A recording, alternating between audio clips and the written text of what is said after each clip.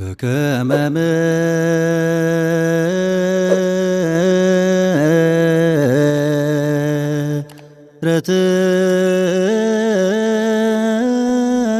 ምሕረትከ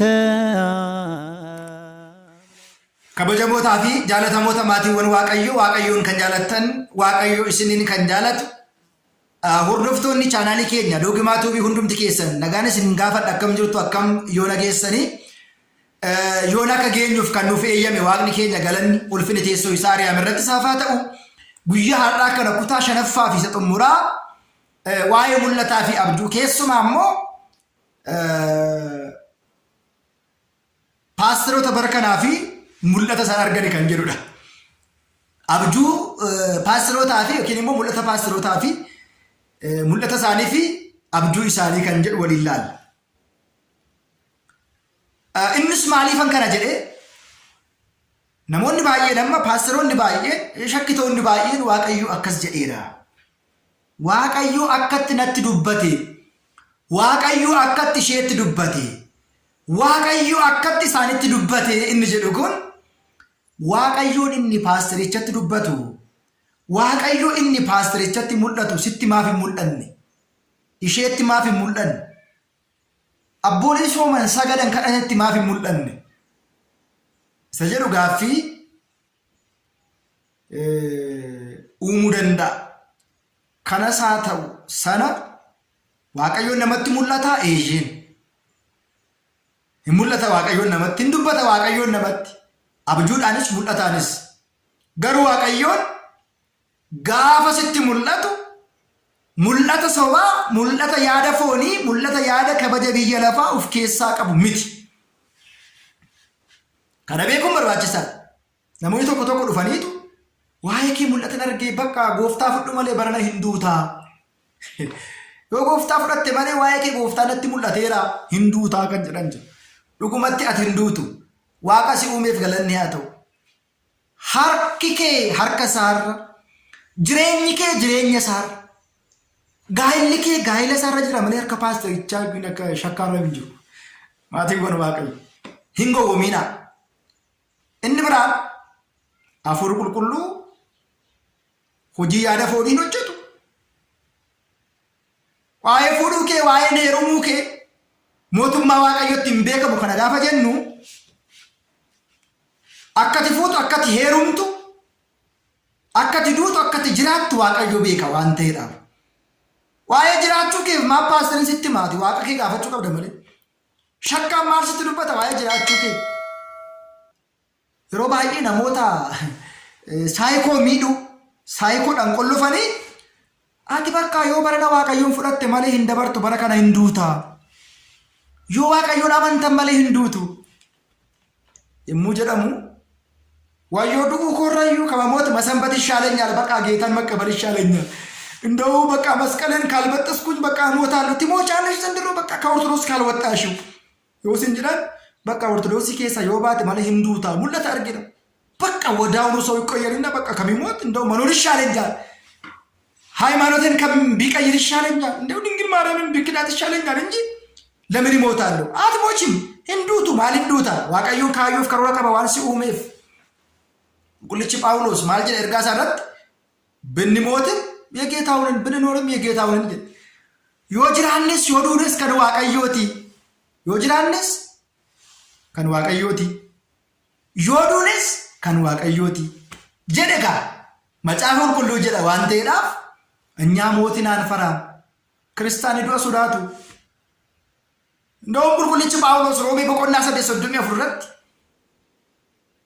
jaalala Kiristoos irraa maaltu adda nu baasa? Du'adhaa, jireenya, beelaa, dhugaatii, uffannaa minaamin jedhee ka'eetu waa baay'ee kaasee waa'ee Kiristoos guyyaa guutuu ajjeefamna akka hoolota qalamanittis lakkaa'amnee jedhe. Kanadha kiristaanni isarraa kan eegamu malee ስለሚሞት ሃይማኖትን መቀየር አለብኝ፣ ስለሚሞት ጌታን መቀበል አለብኝ። ጌታ መቀበል ማለት ሰዎች እንደሚሉት ሰዎች እንደሚናገሩት አይደለም። ጎፍታ ፍረቹ jechuun namoonni akka dubbatan, namoonni akka haasa'an otoo hin ta'in gooftaa fudhachuun mana kiristaanaa keessatti guyyaa 80 dhiirrii fi dhalaan akkaataa inni ittiin waaqayyoon fudhatu isa kana malee paastarichi waan siin jedhee paastaritti waan raajonni soboota waan kaaniidhaaf miti. Silazii maatiiwwan waaqayyoo abjuun bakka lamatti qoodama. Abjuu sobaa, abjuu dhugaa. Abjuu waaqayyo irraa ergamee fi abjuu hafuura hamaan namatti mul'ate. Mul'anni isa akkuma kana. Mul'anni agarre waaqayyo namatti mul'achuu danda'a. Kallattii garaagaraatiin waan barbaade mul'achuu danda'a. Mul'anni sobaa garuu tokko hafuura hamaatiin kan ta'uu fi namoonni immoo sobanii akka waan waaqayyoon nutti mul'atetti kan isaan haasa'an ni jira. Kana adda baasuudha mul'ata sobaa fi mul'ata dhugaa. Adda baasnee beekuu baruun hunduma keenyarra jira. Kanaaf booda waaqayyo akkatti dubbateera. Waaqayyo akkasiin jedheera. Waaqayyo akkas godhuuf nama jedhu kaminillee akka hin dhageenyee fi natti mul'anni yoo mul'ate, sitti mul'anni yoo mul'ate, isheetti mul'anni yoo mul'ate, isaatti mul'anni yoo isaatti mul'ate, abjuu yoo argan waaqayyootiin dhugaa ta'uusaa afoomiyaatiin laaluu dandeenya. Afoomiyaan ani amma ergamaa ifaa ta'ee gara kee dhufeeraa jedhe afoomiyaadhaan seetan daabiloos. Meerree ergamoonni fannoo masqalii ta'e qabatu ulee masqalii ofirraa qabu qabatu atoo hin qabdu yennaan nuni kun barmaata keenya miti jedhe. Kun barmaata keenya miti. Akka namoonni tokko amma maal nuti soo wangeeluma lallabnaa maal rakkoo qabaa yoo afaan faarfatte yoo waldaalatte rakkoo maalii qabaa yoo musliima taate rakkoo maalii qaba jedhanii dubbatan ta'uu hin qabu. Rakkoo qabaa waan nu fakkaanne waliitiin maaliif walitti dhabna? Lafa ooluu hin malle maaliif oolla? Waan nurraan eegamne maaf hojjenna? Waan nun ibsine maaliif diina keenya waliin hiriirra? Kanaaf egaa mul'anni dhugaan waaqayyoo biraati. Waaqayyootti si jijjiiruu danda'a. Abjuu kanaan waaqayyoo ergaa si dabarsuu danda'a. Garuu kadhadhu waaqayyoo irraati deebiisaa eeggadhu. Waaqayyoon nan eeggadhe innis mataa isaa gara kootti naa qabe. እግዚአብሔርን ቆይቼ ደጅ ጠናው እሱም ዘንበል አለልኝ innis gara kootti naa siqe. Kun immoo gara kootti mataa isaa qabe akkuma jedhu sana kana ta'uun barbaachisaadha. Mul'ata sobaan abjuudhaan namni kamillee akkas hin gowwomne kanaan booda abdii guddaan qaba. Gara fuulduraatti barnoota akkasii kan namoota baay'ee nu fayyadaniif barnoota baay'ee ittiin fayyadamu kan argachuudhaaf miidiyaa kana dhugumatti waliif dabarsuuf guddisuun dirqama keenya ta'a waan ta'eedhaaf miidiyaa afaan keenya, miidiyaa qooqa dhageenyu, miidiyaa barumsa tola irratti argannu kana waliif dabarsinee sheer goone sabiskiraayibii goone ittiin barachuun hunduma keenyarra jira. Doogimaa tuubiin yeroo ammaa kana barnoota akkasii kana waan barbaaddan waan feetan hunduma sii dabarsuudha waan ta'eedhaaf isin immoo waliif dabarsitanii miidiyaa kana guddisuudhaan akkuma miidiyoota warra kaanii iddoo guddaa akka ga'uudhaaf ga'ee keessan taphachuu qabdu.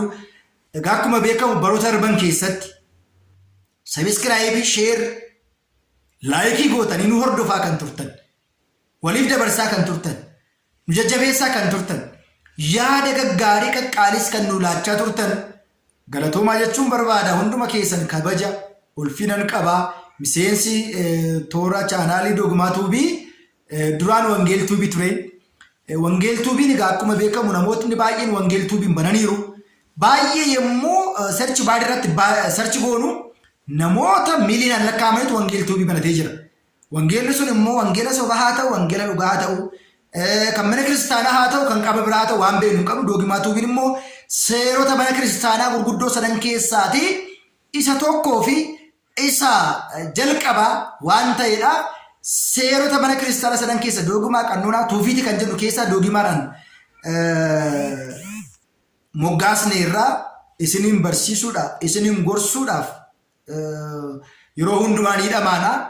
Waan hafuuf, waan sirratu, waan fooyya'amuu fi waan itti dhaamu immoo isin nutti himtanii waliin sirreessuu dandeenya. Kana biraatiin asuma jalatti immoo waadaa fannoo miidiyaa kan jedhamu chaanaalii keenya lammataas as jalaa piroofaayilii jedhan ni argattu. sabiskiraayibii gootanii akka nu hordoftaniif akka nu jajjabeessaniif akka nu cimsitan abdii guddaan qabaa. Mul'anni mul'ata dhugaa mul'ata Daani'eel faa hiikaa turan, Yoosef faa argaa turan, Saamu'eel faa argaa ture. Waaqayyoon saba isaa ittiin barsiisuudhaaf, saba isaa ittiin gorsuudhaaf, saba isaa karaatti deebisuudhaaf itti mul'achaa ture. Mul'ata sobaa immoo kan akka mul'ata Afoomiyaan agarte seexanni ergamaa fakkaatee gama tokko monoksee fakkaatee seexanni waan hin taa'ee nutti mul'anne hin jiru. Inni biraan ekeraa dubbistuu kan jedhamtus jirti. Halkan abjuutiin hafuura hamaa awwaalarraa kaastee nama fakkaatee isa du'e fakkaatee fira keenya fakkaatee akkamitti dubbatus kan godhamu. Innis hin jedhaa hafuurri dhugaan isa kara mana amantaatti nama geessu, amantaatti kan nama cimsu, waan gaarii kan nama agarsiisu malee waa'ee foonii, waa'ee heerumaa, waa'ee yaaduma amma namoonni raawwatanii tasumallee agartanii. Waaqayyoon immoo mul'ata keessan mul'ata dhugaa akkana isin godhuudhaaf mul'ata yommuu agartan kadhannaa Waaqayyoon gaafachuu fi Waaqayyoon deddeebitanii Waaqayyoon kadhachuun barbaachisaadha. Galatooma waan nu dhaggeeffattaniif, kan nu barsiise, kan nu gorse, kan nutti dubbateef Waaqayyoof galanni haa ta'u. Waaqayyo isin faana haa ta'u. Galatooma.